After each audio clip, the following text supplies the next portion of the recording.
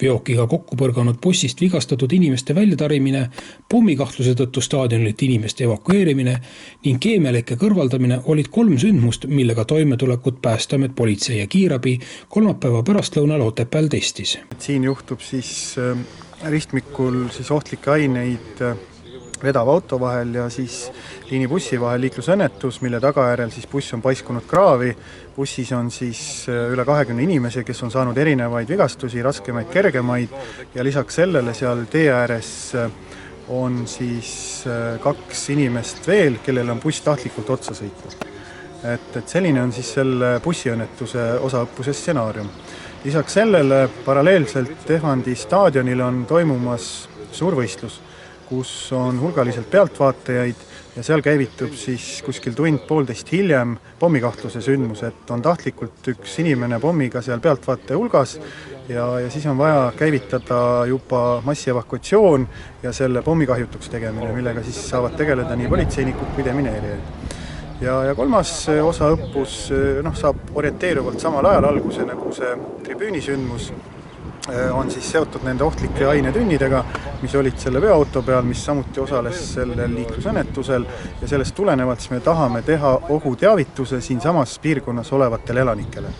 Et nad teaksid, et siin on sellise ohtliku aine leke tekkinud, need mahutid on maha kukkunud ja sellest tuleneb siis ohtlike aine pilv võib teie majade poole liikuda olenevalt tuule suunast.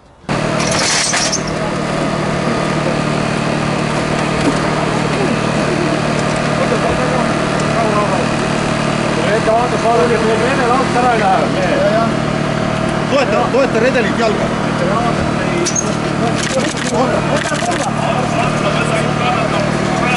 Mine külje peale. Külje pealt võta.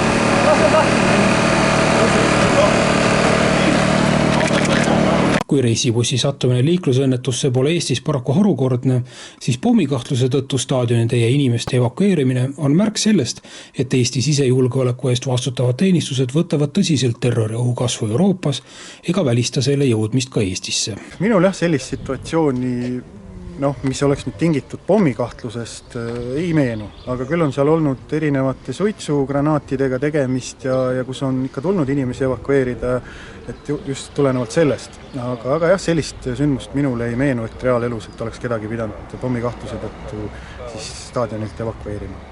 Kas see staadioni õppus on nüüd tingitud sellest ka, et kogu Euroopas on see terrori oht nagu kõrgem? Ma arvan küll, et me siin koostöös politsei ja siis kiirabiga tegelikult üheskoos seda stsenaariumi lõime, et siin minu selja taga olev sündmus ongi pigem päästjatele ja need ülejäänud sündmused siis seal tribüünil ja siin ohtlike ainete osas on rohkem politseile. Ja kiirabi loomulikult, kuna on palju kannatanud, siis saab situatsioone mängida mõlemal pool. Tulge siia!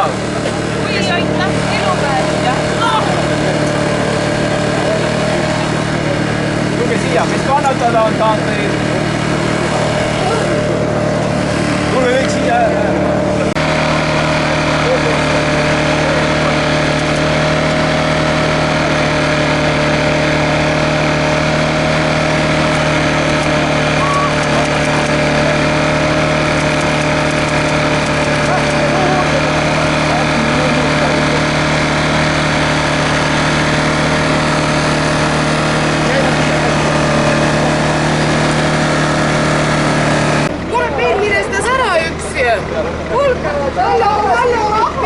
Meil minestas ära üks.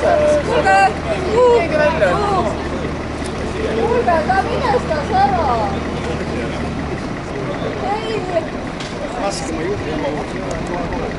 Aga ta on ka vaadake nüüd. Ta enam suri ära.